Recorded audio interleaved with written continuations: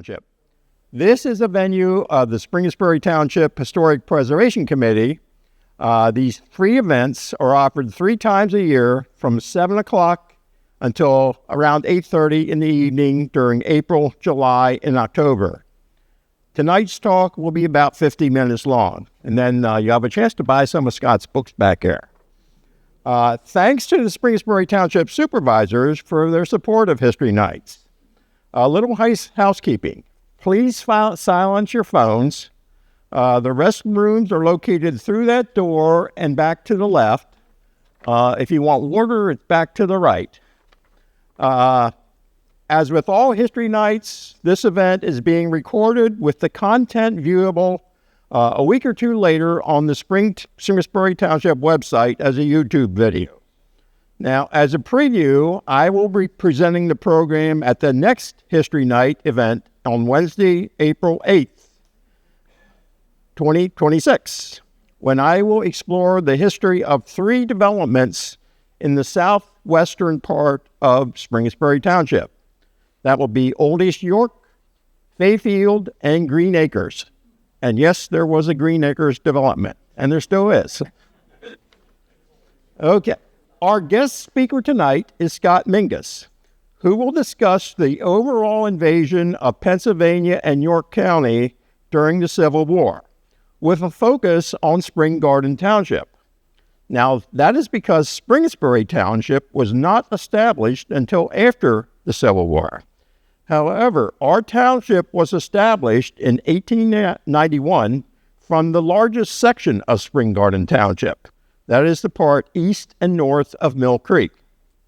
Scott Mingus is a multiple award-winning prolific author of books about the Civil War, covering local and national subjects. He has several of his books for sale tonight. The latest is a book he co-authored with Robert Williams about the Wrightsville, York, and Gettysburg Railroad. So if you're interested in that, about the railroad history through this area, it has many photos not previously publicly available. Now, Scott is a retired scientist and executive in the global pulp paper industry. The Ohio native was part of the research team that developed the first commercially successful self-sufficing U.S. postage stamps. And he was a pioneer in barcode labels. In retirement, he speaks usually more than 100 times a year on Civil War and Underground Railroad topics. So let's welcome Scott.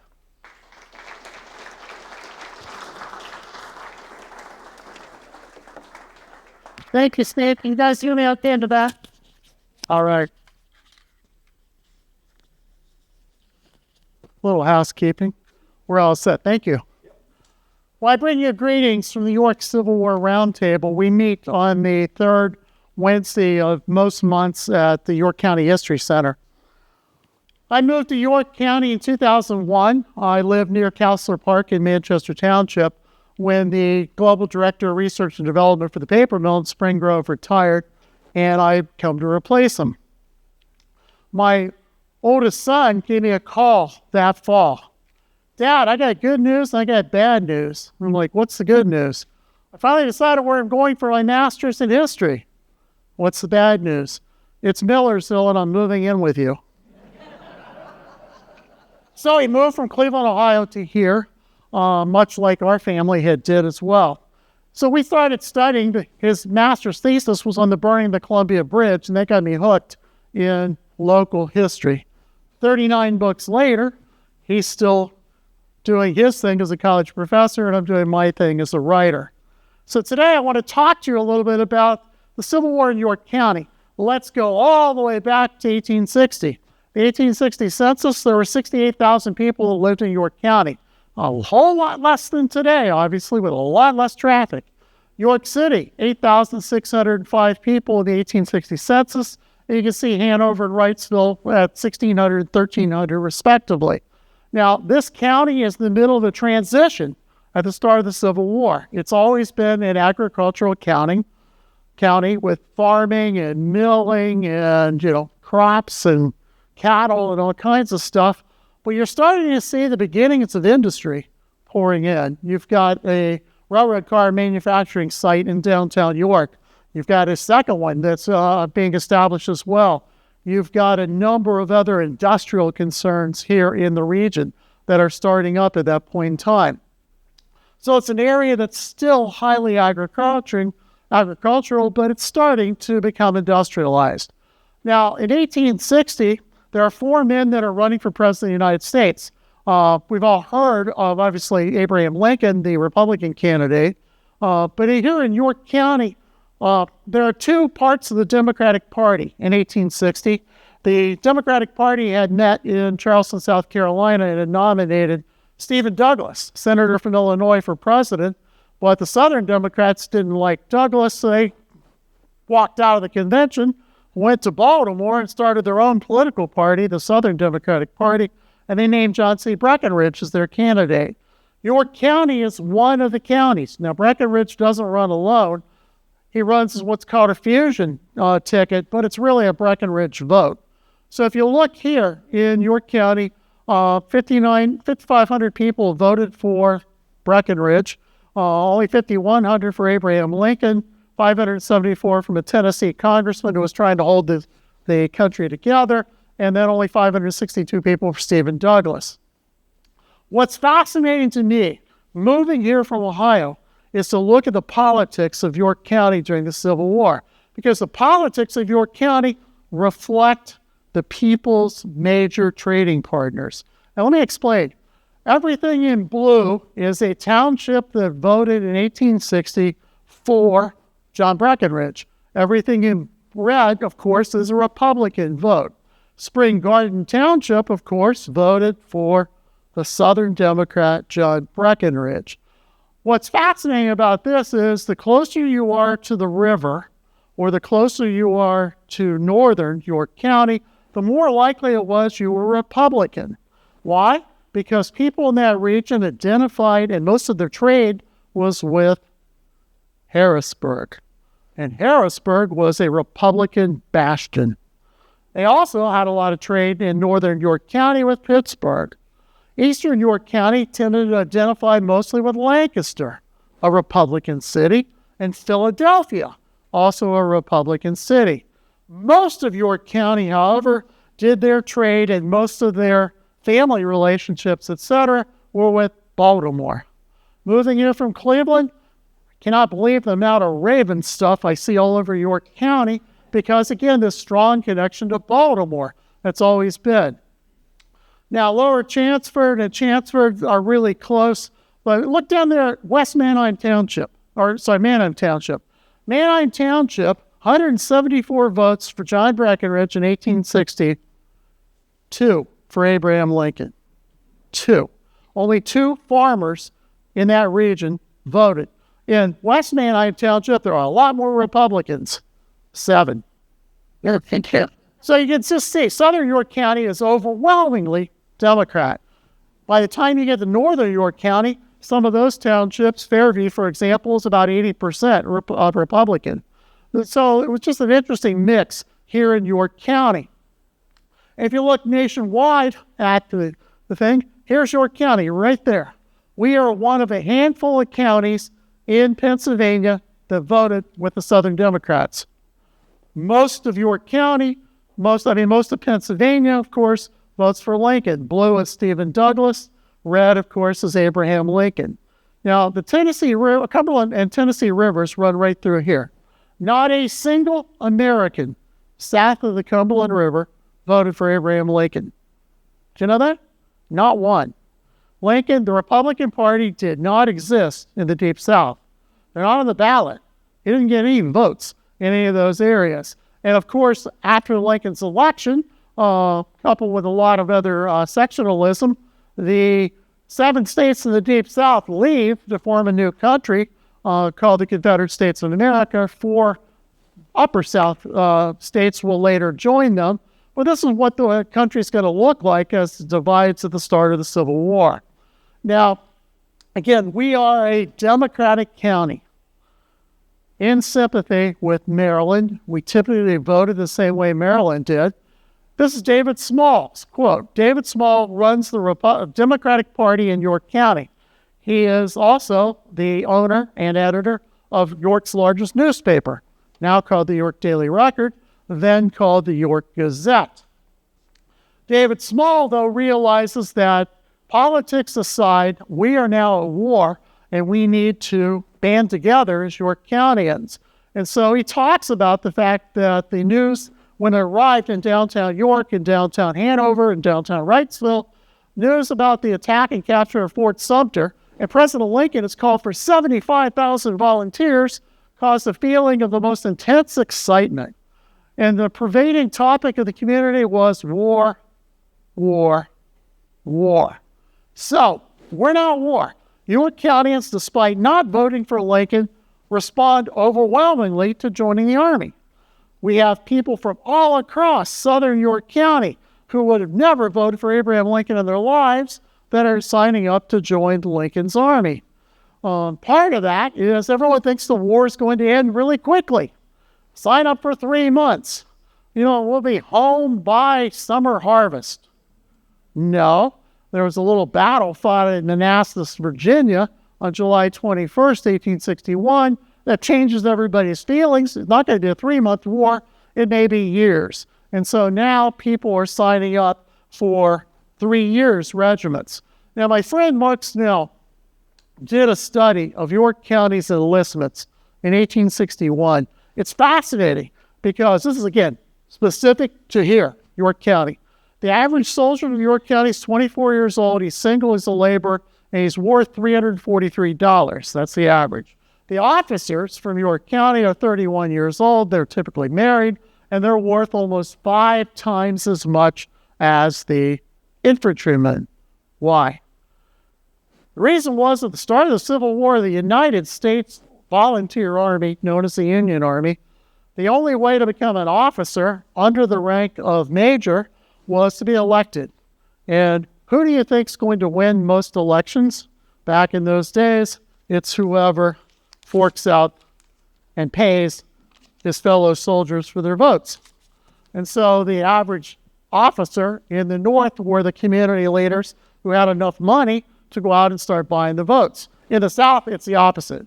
They typically elected people based on merit. But this gives you an idea of what York County's mix would have been like.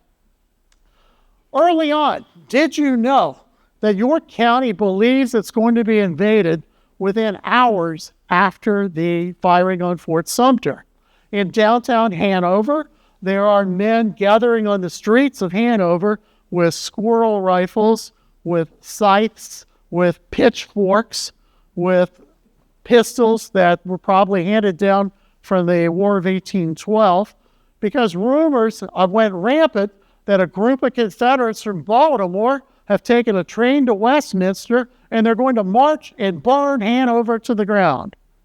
Now, it is true there were Confederates going to Westminster on the train, but they weren't going to Hanover.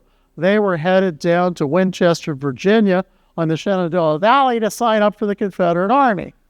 But Shrewsbury has men drilling on the streets of Shrewsbury, convinced they're coming.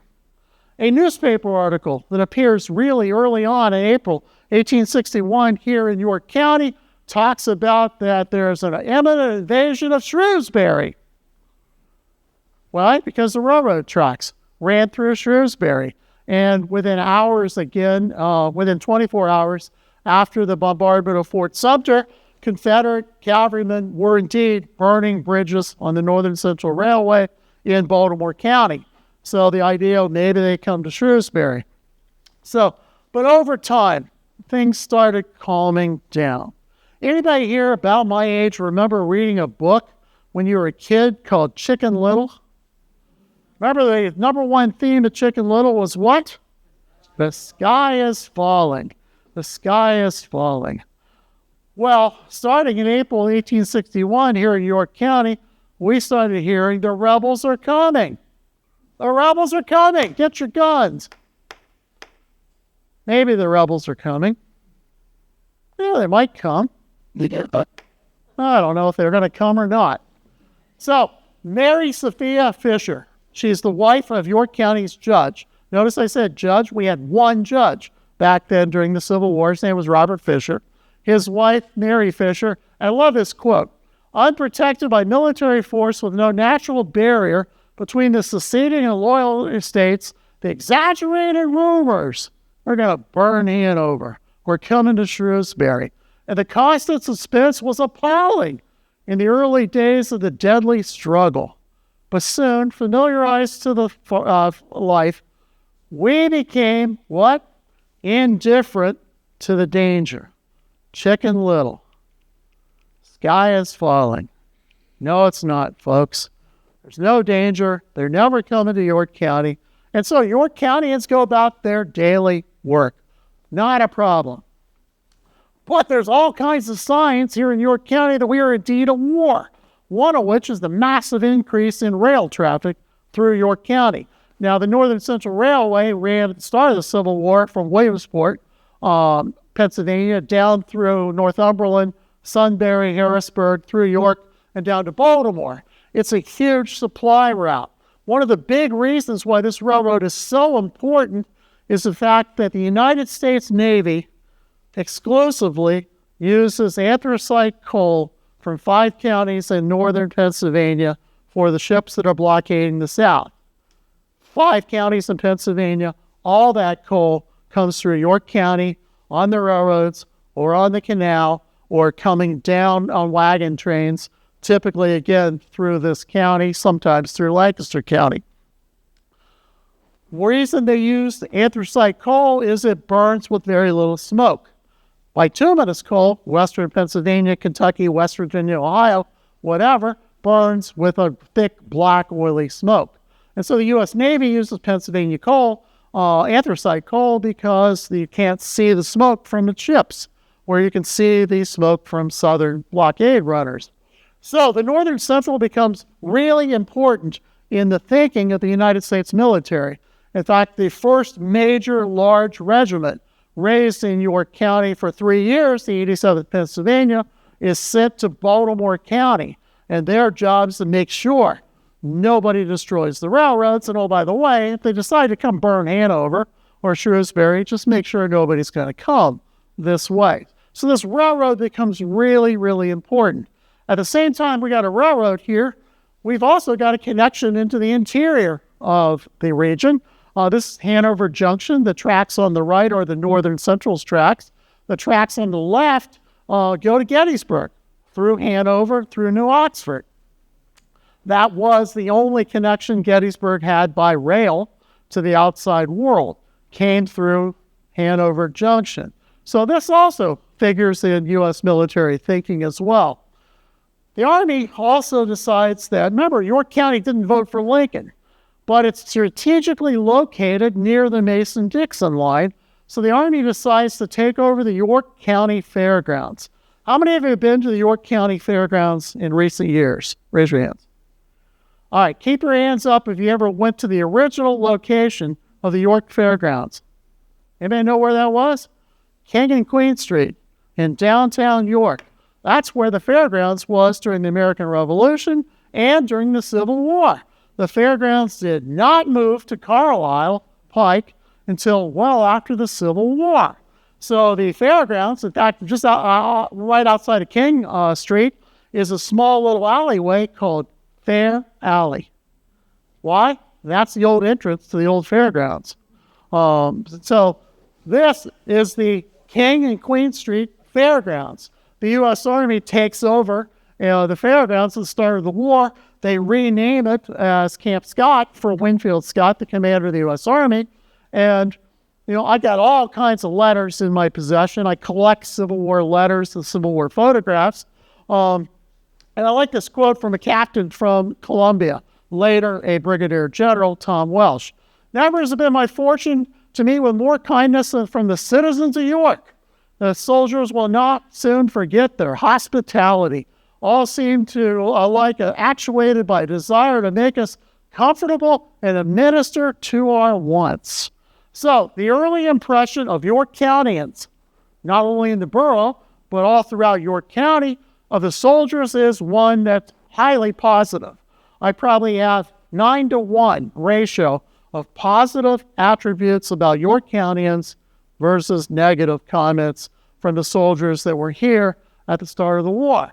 More than 6,000 U.S. soldiers are trained at Camp Scott in the first few months of the Civil War, making this a very significant Army base. Now, throughout 1861, York Countyans really haven't seen much war. We do not have a single documented combat death of a York County soldier in all of 1861. Not a single soldier from York County dies in combat in 1861. Plenty of soldiers die of disease or being murdered by their fellow soldiers or other issues. But everything in America changes in 1862. From March 1st, 1862 to July 1st, 1862. Picture that. It's 4 months, right? In that period of time, the Civil War explodes. We have Shiloh. We have the Peninsula Campaign. We've got the Shenandoah Valley Campaign. In that 4-month period, hear me carefully, in that 4-month period, more Americans are shot on battlefields than the history of America combined to that point. Add up everybody shot in the American Revolution on the American side, everybody shot in the War of 1812, the halls of Montezuma, the shores of Tripoli, the Libyan Wars, the Mexican Wars, the Utah Mormon Wars, the first year of the Civil War, add it all up, and it's less than what happens in that 4-month period.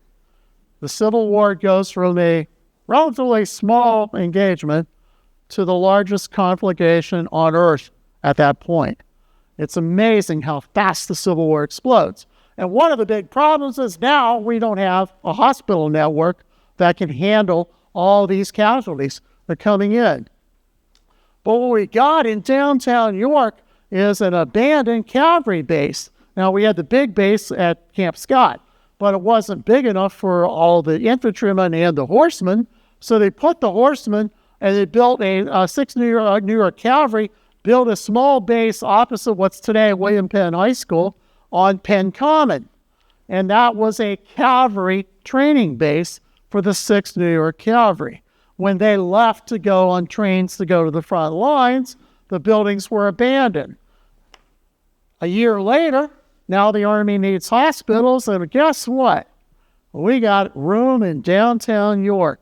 So we're going to put 1,600 beds into the old cavalry barracks on Penn Park, Penn Common. Now, keep in mind, how many beds did York have for York Hospital in 1862? None. There was no hospital in York during the Civil War. This is a town without a hospital. Everybody was treated by their local MDs, their country doctors. And so the Army comes in and puts 1,600 beds into downtown York, brings in all kinds of doctors and things. And the women of York County, including in Springettsbury Township, I have several accounts for here, of women who would come into York daily, weekly, some cases. They bring food, they bring clothing, they bring reading materials, they bring blankets, they sew socks. One of the big things the women of York County do at the start of the Civil War, in the first year of the Civil War, is make socks. Why? Because a lot of these soldiers aren't used to drilling, and they're wearing these new Army-issued brogans, these leather shoes that are ill-fitting. And what wears that first besides the heel of your blisters? Your socks. And so York County women are darting tens of thousands of socks are being manufactured here in York County. Now, that fall, here comes Chicken Little coming back. The rebels are coming. Why? Because now they're coming to Pennsylvania for sure. And so John Evans, who's the president of York Borough's Committee of Safety. Now, City Council decided we're just going to hire, we got more important things to do. We don't really think the rebels are coming, so we're just going to take 3 men. We're going to call them the Committee of Safety. Now, one of them is the judge, Judge Fisher. John Evans is the leading attorney, and P.A. Smalls, one of the richest men in York County. But these 3 guys get together, they form what is called the Committee of Safety, and it's their job to study, to find out what would York County do if the Confederates really came here. And the first thing these guys do, if you can probably barely read that, September 1862, is they issue this broadside that appears in downtown York and a lot of the county, wanting men to join the army, because Pennsylvania does not have a standing National Guard at the time of the Civil War. New York, New Jersey had National Guards. Pennsylvania didn't. By our charter, the only way the governor could ever call out troops, a militia, a National Guard, a state guard, if you will, was if there was an imminent threat of invasion. And so the only way you can raise men is to tell the people to repel invasion. If the rebels are coming to Pennsylvania, I can get you to join the state National Guard. If they're not coming, the state National Guard goes home. You get paid for whatever days you're in uniform, but this is very rare. This is the only example I think I've ever seen of a broadside here in York County talking about the potential invasion of Pennsylvania. As we all know, everything is stopped on September 17th at the Battle of Antietam, in which the first York County soldiers die in combat. 130th Pennsylvania, other regiments involved, and now the war gets really personal as people are starting to drop. Well, throughout the winter, Robert E. Lee and Stonewall Jackson continue to talk about invading Pennsylvania. If you go back to the summer of 1862, Stonewall Jackson called a Confederate congressman named Alexander Boteler into his tent in the Shenandoah Valley and told him, and I quote, Jackson said, "Give me 36,000 men and I will take the war to the banks of the Susquehanna." Where are the banks of the Susquehanna, folks? York County, Cumberland County, right? Stonewall Jackson in 1862 is telling Confederate congressmen, give me men and I'm going to Harrisburg. I'm going to York. I'm going to the banks of the Susquehanna River. He doesn't get the 36,000 men. He gets transferred. Now he works for Robert E. Lee, and he tells Lee, you need to go to Pennsylvania. And so throughout the winter, Lee and Jackson continue to think about this. They got a bunch of reasons they want to come to Pennsylvania: win victory in northern soil, accelerate cries for peace, draw everybody out of Virginia because they've been feeding the armies for over 18 months, threaten the railroads. Remember the railroads? Where's the key railroad in this region? York County. It's the Northern Central. It's the coal supplies coming through here. Divert attention from Vicksburg. So in February of 1863, Jackson calls a map maker into his tent, and he tells him, make me a map of the Valley of Virginia up to Pennsylvania to Harrisburg, and keep it a profound secret. So teams of spies come throughout Pennsylvania. There's an old legend in York County that I think I've pretty well proven most of it's true. But here's the legend. You might have heard it. That throughout the spring of 1863 in Springettsbury Township and throughout this area, 3 men come around knocking on doors. One of them only has one arm. The other 2 guys look to be in their late teens, early 20s. And they go door to door. Now, anybody here remember World Book Encyclopedia coming around door to door? Or Fuller Brush? Remember that stuff? Or Rainbow Vacuum Cleaners? I mean, there was a whole bunch of this stuff, right? All right, so these guys come around door to door, and they tell the citizens of Springettsbury Township and the rest of York County, we're Bible salesmen. We're taking subscriptions to the new Bible. We got this gorgeous Bible, suitable for children. You guys will love this. When we come back in the summer, we'll bring the Bibles with us. When our friends come back with us, we'll bring the Bibles. By the way, who commands the army base in York, and how many men are there? Do you think they want to buy Bibles? though in York, who commands it? How many patients do they currently have? Who are the largest farmers in Springettsbury Township? Now, I've heard of a guy named Z.K. Laux Road. He's got a big mill over there, which someday will be a restaurant that may reopen. The Hop, if you know what I'm talking about. But, who's Z.K. Laux? Will he buy Bibles? How big's his mill? How many other mills are in this area? They go all over telling people, when we come back in the summer with our friends, we'll bring your Bible. They're spies, folks, from the Confederate Army. They're some of the map makers that are doing this. Stonewall Jackson's bidding, make me a map of the Valley of Pennsylvania. That's what they're doing. They're going all over here. They're hiring taxi service, not the yellow cabs we're used to, but people with wagons who are willing to drive them around, and they're mapping the entire area. If you ever want to see a gorgeous map of York County's farms with almost every farm listed, it's the map the Confederates create, still exists. It's the Hanley Library in Winchester, Virginia. I've looked at the map multiple times. It's amazing. I mean, they name 95% of the farmers in York County. They don't miss many, folks. The only things they miss are a couple back roads that I'm not sure they even thought were roads. But while this is going on, the Confederates start moving towards Pennsylvania. And President Lincoln, not 100% convinced that they're going to Pennsylvania. He doesn't know. Are they going to Washington? Are they going to Baltimore? Where are they going? Now, he calls for 100,000 volunteers. I grew up in the hill country of southern Ohio. The governor of Ohio is convinced in 1863 that Robert E. Lee is marching to Columbus, Ohio. My own great-great-grandfather, one of my great-great-grandfathers, signs up because 25,000 of these 100,000 volunteers that Lincoln asked for are from Ohio. Now, Robert E. Lee, at the start of the Civil War, had been stationed in northwestern Virginia. He'd lost a lot of battles in that area, and northwestern Virginia, this is June 15th, on June 20th, northwestern Virginia is going to become the 35th state, West Virginia.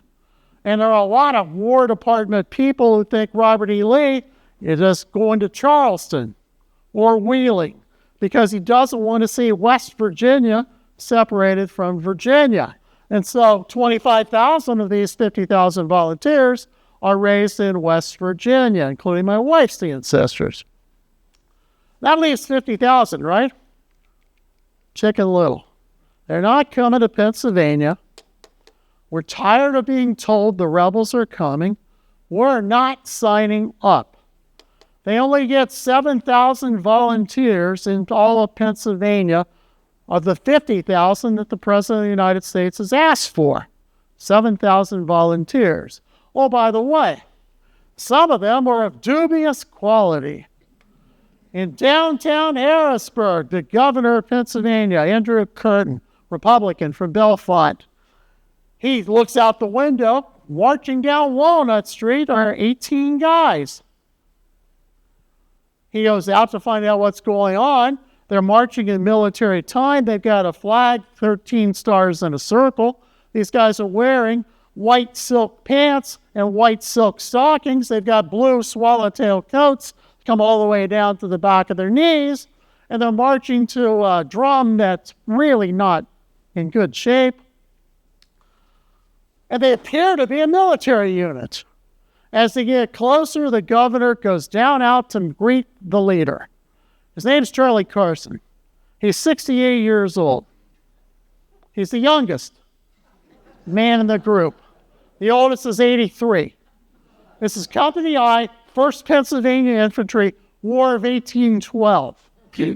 Still dressed, they went in their closets, pulled out their uniforms, and they came to volunteer to protect Pennsylvania.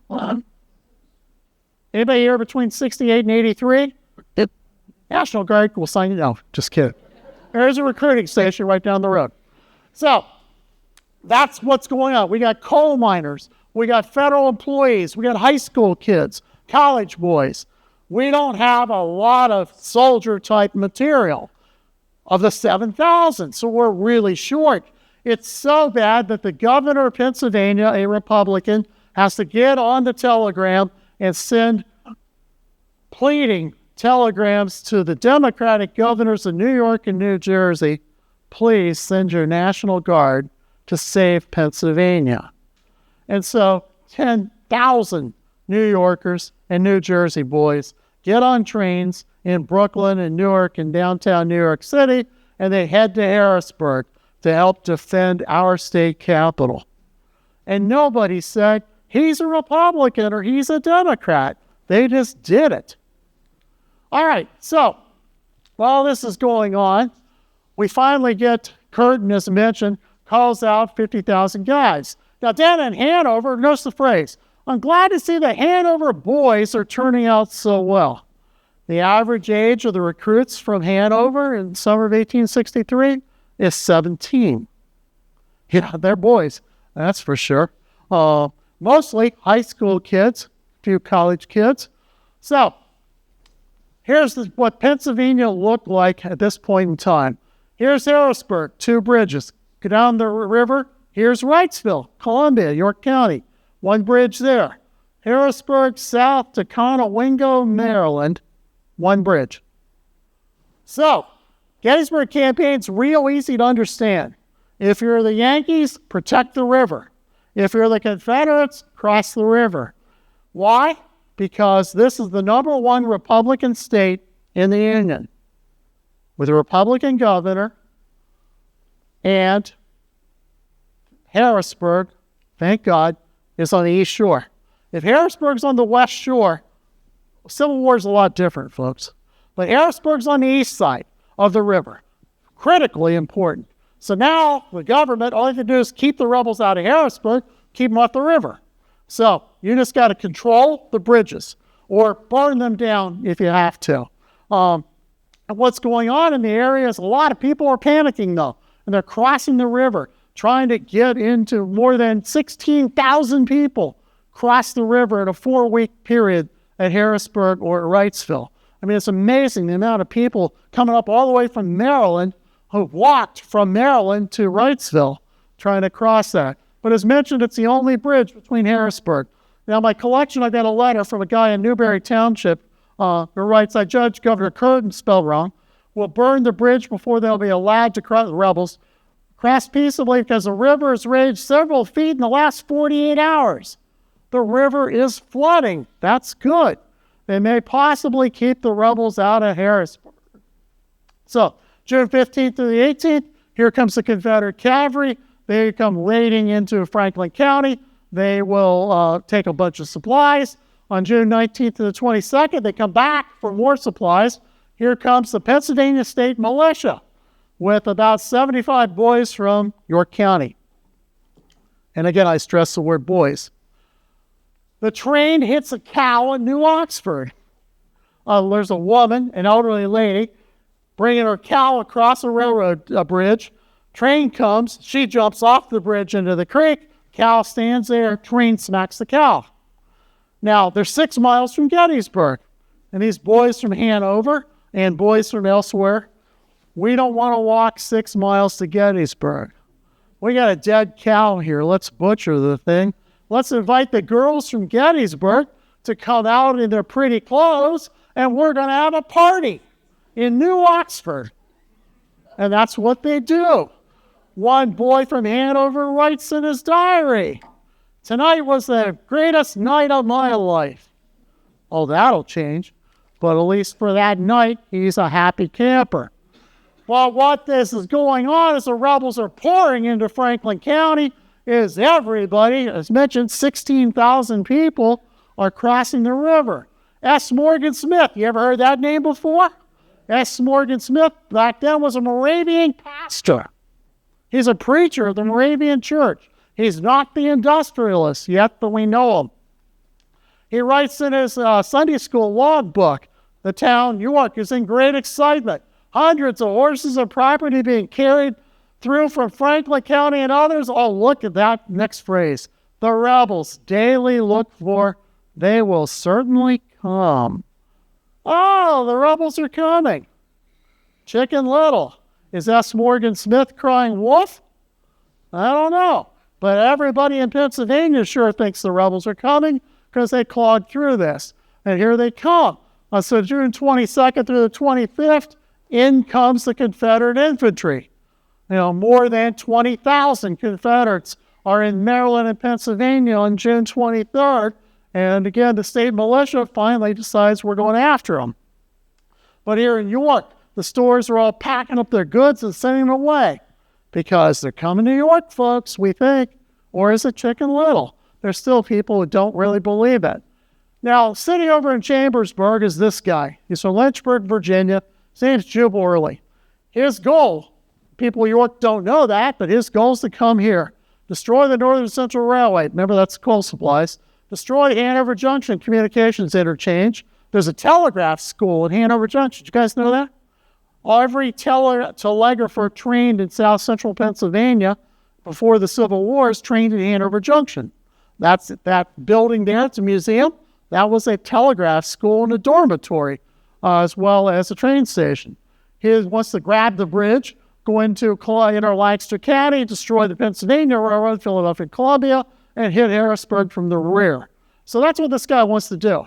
The U.S. Army says, we're not going to do that. We got all these kids. So here's the Howard Tunnel. I have been up on top of the Howard Tunnel with permission with Jerry Jones, one of the county geologists, and we found the Civil War entrenchments still up there. Believe it or not. After 160 years, they're still there. So Friday, June 26th, here comes the rebel two-prong approach to take Harrisburg. 2/3 of the Confederates are going up Route 11 towards from Chambersburg towards Carlisle, and Jubal Early with 6,600 men heads towards York. On Saturday, June 27th, after they've taken Gettysburg, Confederate Army does not want Gettysburg. Not the goal. The goal is York. The goal is Harrisburg. And so the rebels all depart Gettysburg after taking the town, and they come marching into York County, Saturday, June 27th. The first town to fall in York County is Hanover. This is what it would have looked like. There's the old market shed. Central Hotel is still there, guys. You probably have seen that downtown. That's still there right in the square. This guy, Elijah White, is the first Confederate officer to enter York County. They raid Hanover, take a lot of supplies, seize over 200 horses. Then they go to Hanover Junction, chase off the militia, shut down, obviously, the telegraph station, etc., and go riding all over amok in that region. While that's going on, they start seeing York County civilians making weird hand gestures in Springettsbury Township and elsewhere. These guys are waving yellow pieces of paper in the air.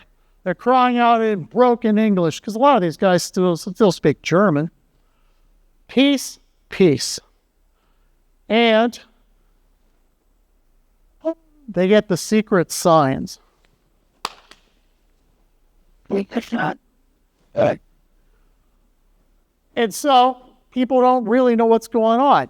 They tell the farmers of York County, you didn't vote for Lincoln, did you? We represent an anti-Lincoln society. For only $1, I will sell you the membership card to the Knights of the Golden Circle. And the people will know you don't like Lincoln. And when the Confederates come, they'll know you didn't vote for Lincoln. They'll know you're a friend of the South. $1. You can pay me now, Steve. $1.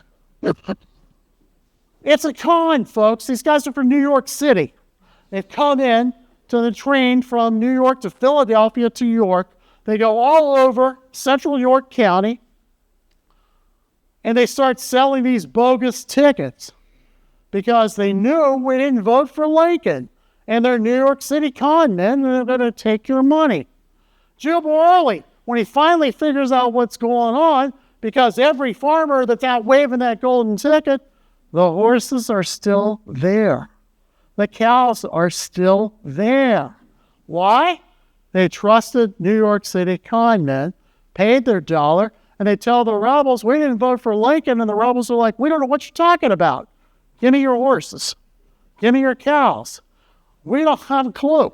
Jubal Early, commanding the Confederates. These things, the peace, and the golden tickets were all new to us. The purchases of the mysteries have been badly sold. So I am looking through the archives down in Leesburg, Virginia, and look what I found. We gave the old Dutch in Pennsylvania fits. Our army left a mark everywhere it went. Horses, cattle, sheep, hogs, chickens, spring asses suffered alike. They cried, peace, peace, most beautifully wherever we went. There is a Confederate talking about York Countyans, waving the golden pieces of paper, saying, peace, peace, don't take my horse. Peace, peace, please don't take my horse.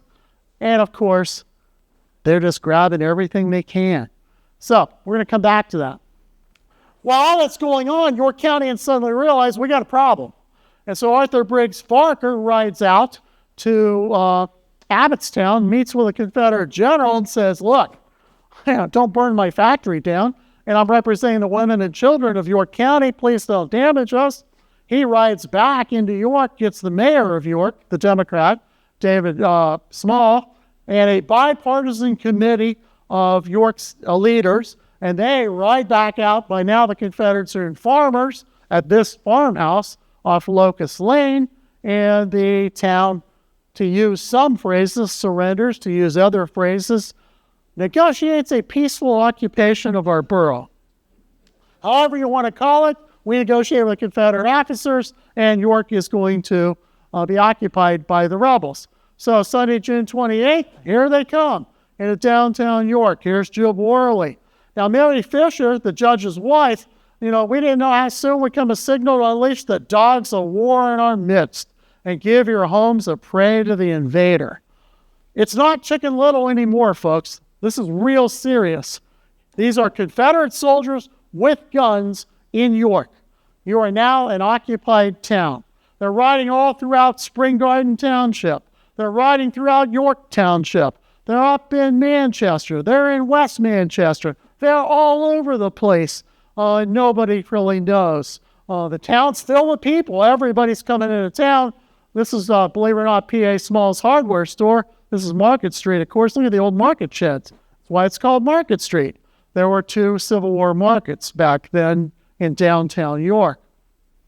Confederates march into York at about 10 o'clock in the morning of Sunday, June 28th. Church bells are ringing. Look at this. There's York City Council right there.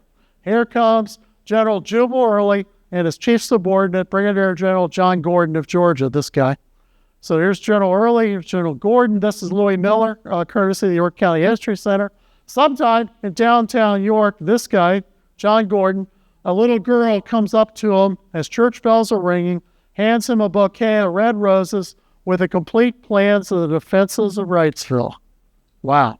Oh, by the way, here's the part of the legend I can't prove. According to York County tradition and some military accounts, a one-armed Confederate major and 2 Confederate lieutenants in a wagon dump a box of Bibles in York Square. That's the other thing. When we come back with our friends in the summer, we'll bring your Bibles. They couldn't lie. They're Southerners, right? They're not going to lie. Meet our friends, Jubal Early, John Gordon. Now, that part of the legend, I'm still working on. We know for sure that they're out gathering maps and supplies. So, General Gordon's going to march to Wrightsville. And on his way, he stops where? Spring Garden Township. On his way. He and his men camp at different places. Everybody knows where Walmart is, right?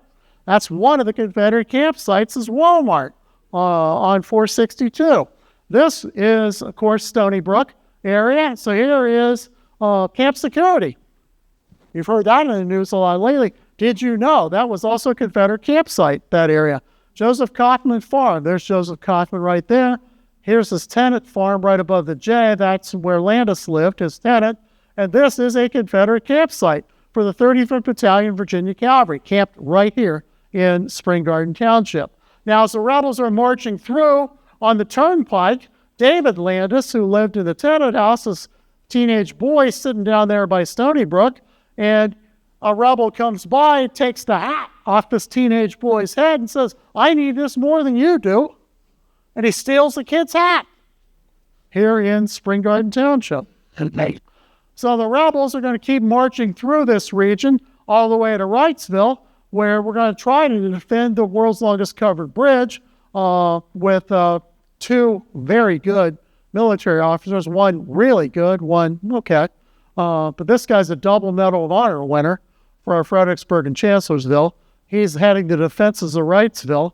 Confederates attack Wrightsville at about 6 o'clock, and the state militia burns the world's longest covered bridge. This is Wrightsville, York County. This is Lancaster County over here.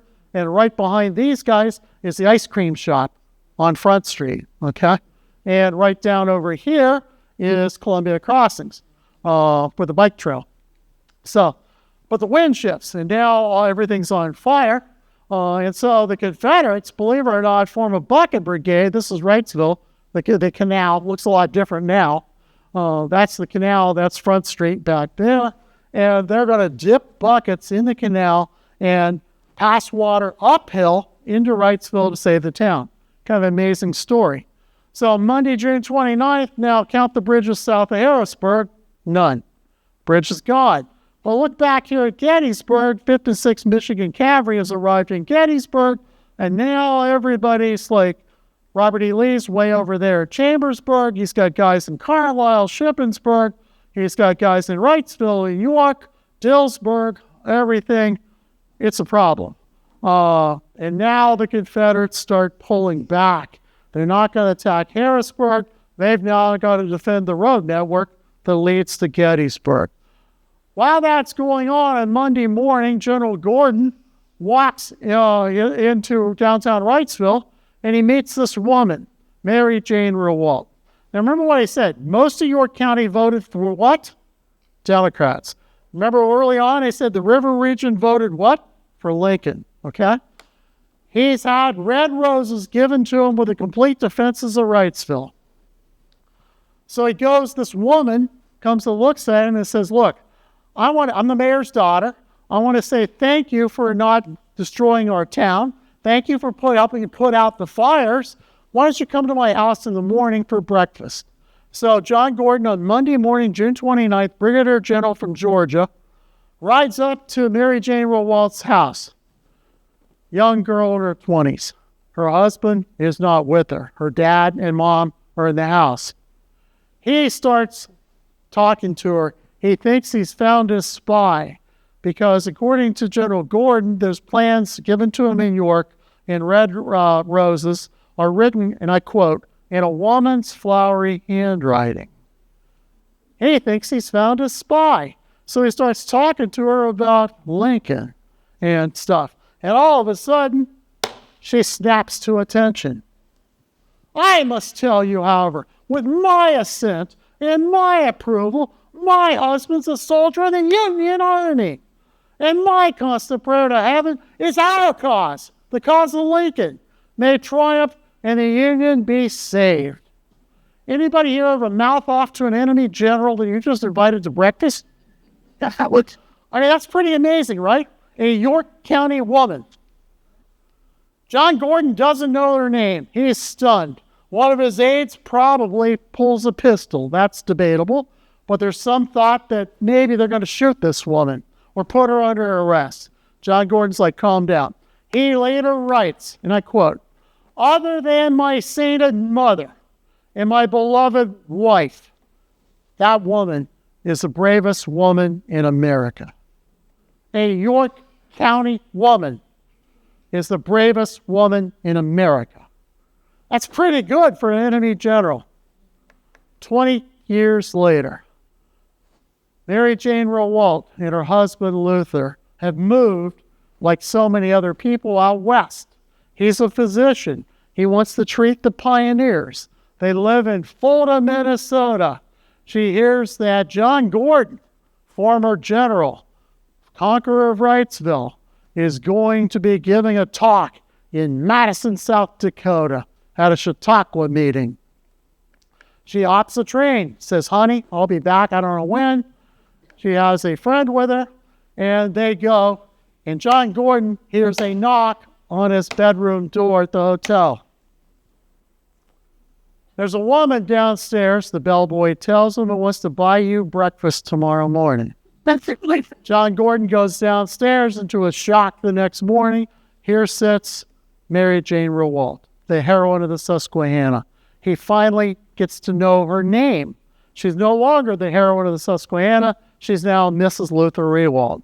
And so the rest of his life, John Gordon uses her name in his many speeches. York County woman. Rebels camp here in York. They're going to camp at the fairgrounds. They're going to camp at the cavalry base / hospital. They camp where today's fairgrounds are, on Carlisle Street, and they're going to camp roughly where Hardee's is today on Route 30, in that general area. This is Spring Garden Township. Every single, and I'm going to move for 1 second, every single box, you see these houses with boxes on them? At the end of the Civil War, if the Confederates took something from your house, you could hire an attorney, file a damage claim with a 3-man commissioner sent from Harrisburg, and try to get your money back. You had to have an attorney. You had to have, it was proven testimony. You often had to have a witness that says somebody took my horse. Every single one of those boxes in red is a farmer who filed a damage claim in Spring Garden Township that the rebels took something from them, including Z.K. Laux and a number of other people here in the county. So you can't read that in the back, so I blew up one of these. I have a database of every single claim in York County. There are 853 damage claims in York County. The rebels took 1,157 horses out of York County, 75 mules, and $283,200 in personal property, according to Pennsylvania sworn testimony in Harrisburg. Spring Garden Township. I like this one. Jacob Kessler, William H. Kessler, taking horses to safety near where? Possum Town, now known as Pleasureville. Of course, forced them to drive the team to the rebel camp. Took 5 gelding mules, 4 brown, 1 dun. Took the wagon, flying axe, halters, chains, stallion of black family horse, wagon saddle, bride, 13 bushels of bags, 10 bushels of corn and oats, 3 bushels of shelled corn. They robbed this guy blind. And that's typical of the Confederate damage claims. They are taking whatever they can. 1,157 horses. Picture that. In today's jargon, that's 1,157 Dodge Ram trucks or F-150s that are stolen, right? These are horses. These are mules. That's your transportation. That's your tractor, whatever. And the rebels are taking it all. Here's more. Damage claims, again, Spring Garden Township. And if you're interested, all these damage claims are online at the York County History Center's website. I donated them all to the website. You can go on there and you can punch in the names of your ancestors and their damage claims will come up. So, recognize this place? That's the barn. That's the hop, folks. I don't know where the yellow car is, but that's the old hop. Z.K. Laux Road. 60 bushels of corn, 50 bushels of oats, 25 tons of hay, 20 acres of grass and grain, fences burned. He and his wife boarded and fed 100 officers and 1,000 men. Anybody ever cook for 1,100 people? I mean, unless you're a school cook with a staff, that's a lot of people to be feeding. Rebels burned 31 bridges. They camp off John H. Small's farm. You've heard of that? Elmwood, of course, right here in this area. They burned all 19 bridges on the Wrightsville, York, and Gettysburg Railroad. And I detail that in the book back there. So they're burning all the bridges. Tuesday, June 30th, everybody heads back to Gettysburg. We're going to fight a battle in Hanover because Jeb Stuart thinks that the rebels are still in York. He comes towards York, but he gets surprised at Hanover. They fight a cavalry battle. And now on July 1st, that's Stuart Carlisle, because I don't know where the army is. Everyone's down here fighting from that. And in downtown York, Lewis Miller, the watercolorist, let us all stand up for the government and all bear against the rebel. All right.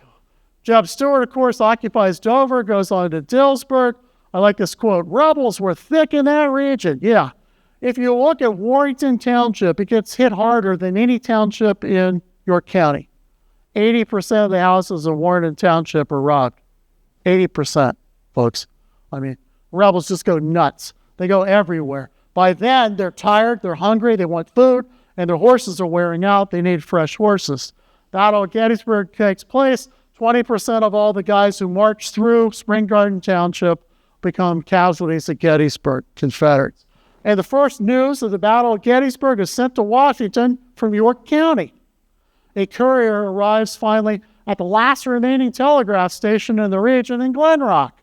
And it's from Glen Rock that the U.S. Army and President Lincoln first hear about the Battle of Gettysburg.